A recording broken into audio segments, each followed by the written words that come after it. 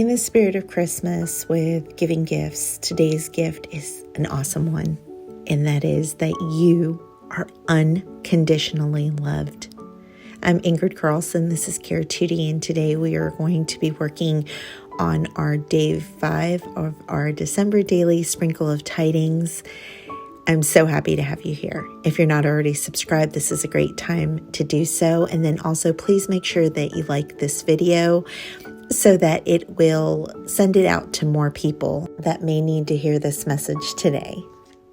I thought that we'd get a little artsy today, so I'm going to start off by doing a technique that I haven't done in a long time, and that is where you take a piece of discarded plastic. It can be from stamps or any kind of packaging, or if you don't have any, you can use a piece of like saran wrap or anything like that. And I'm adding some watercolor to it, and then I am putting it down. The great part about this is that it is see-through and you can manipulate the water. And for all those times that you've worked with watercolors and the water manipulates you, now you can take your revenge and manipulate the water. Anyways, it's a really cool technique, and I hope that you will try it out. This whole spread was inspired by my kind of old style of scrapbooking, and I thought I would share it with you because it's a lot of fun and I think it's whimsical and cute. And you can try this out with all different colors. It doesn't have to be the palette that I'm using. You can do this with more earth tones or with more traditional vibrant colors. The gist of the layout is I'm going to be matting this photo of this little boy, and I loved him. He's so adorable, and that smile is so contagious. And I thought, what a wonderful photo to go with our tidbit today, with our sprinkling, with our sprinkle today. And so what I'm doing is I'm taking his photo and then I'm matting it with 2 different papers, distressing them, and then adding some ephemera in the background. And I'll let you keep watching what I'm doing. Also, just in case you have any questions, what I'm using up at the top to write out my wording is a water pen, and it is filled with Sumi ink. Let's go ahead and get in it though and start off with a word of prayer. Dear Heavenly Father, I thank you so much for everyone that is here today. I thank you for calling them and for them answering the call. I thank you for your word and for your promises, that we can hold fast on those.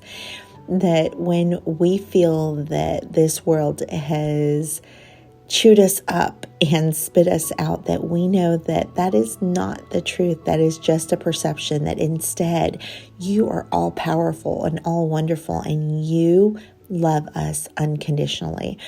I just pray over everyone that is listening to this today, and I pray that you cover their needs, whatever it is. I pray that you cover them in the blood of Jesus. Send your angels to protect over them and keep them safe.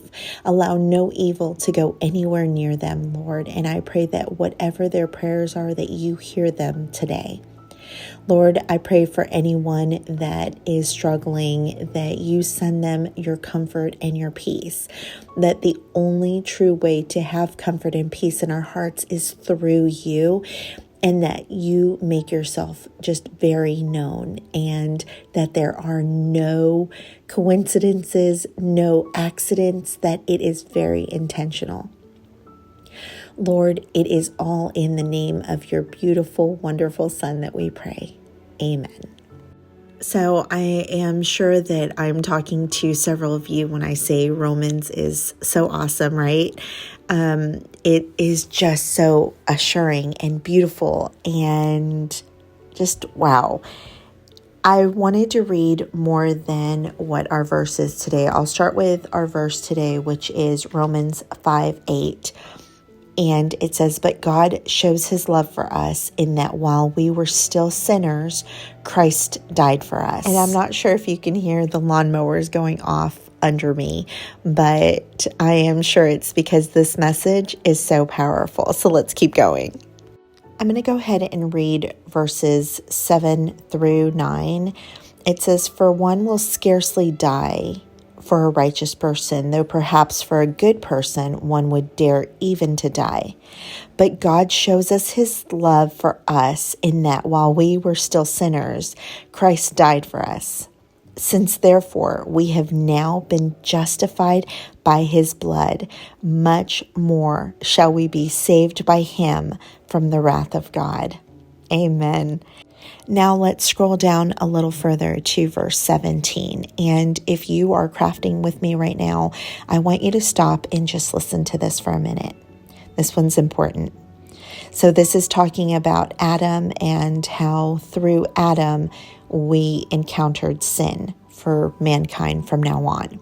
So it says, "For if because of one man's trespass, death reigned through that one man, much more will those who receive the abundance of grace and the free gift of righteousness reign in life through the one man, Jesus Christ." Woo!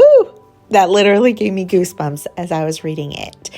What an assurance we have there. I think sometimes for me, it's easy to read the Bible and just read it as words. But when I stop and think that these are God's words and it's his promises, it's not maybe, it's a definite. You can bet on it. You can go to sleep at night knowing that this is truth.